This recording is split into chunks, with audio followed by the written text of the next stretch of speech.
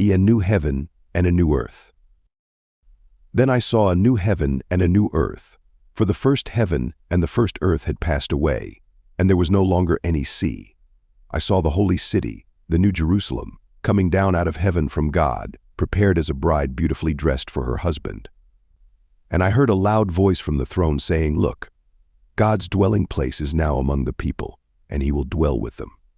They will be his people, and God himself will be with them and be their God.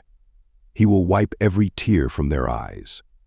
There will be no more death or mourning or crying or pain, for the old order of things is passed away." He who was seated on the throne said, "I am making everything new." Then he said, "Write this down, for these words are trustworthy and true." He said to me, "It is done. I am the Alpha and the Omega, the beginning and the end. To the thirsty I will give water without cost from the spring of the water of life. Those who are victorious will inherit all this, and I will be their God and they will be my children. But the cowardly, the unbelieving, the vile, the murderers, the sexually immoral, those who practice magic arts, the idolaters and all liars, they will be consigned to the fiery lake of burning sulfur. This is the second death. The New Jerusalem, the bride of the Lamb.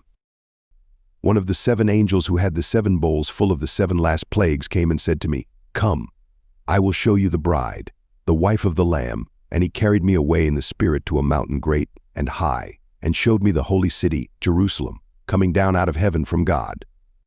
It shone with the glory of God, and its brilliance was like that of a very precious jewel, like a jasper, clear as crystal. It had a great high wall with 12 gates, and with 12 angels at the gates.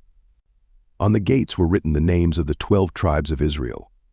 There were 3 gates on the east, 3 on the north, 3 on the south, and 3 on the west.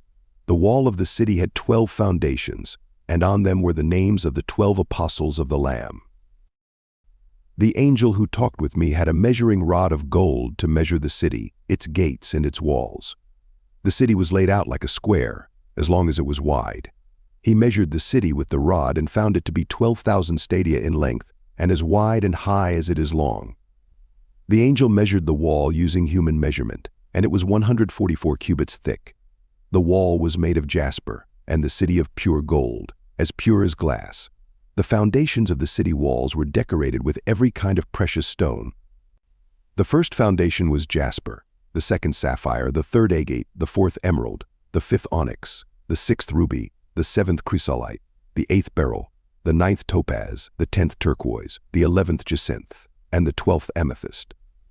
The 12 gates were 12 pearls, each gate made of a single pearl.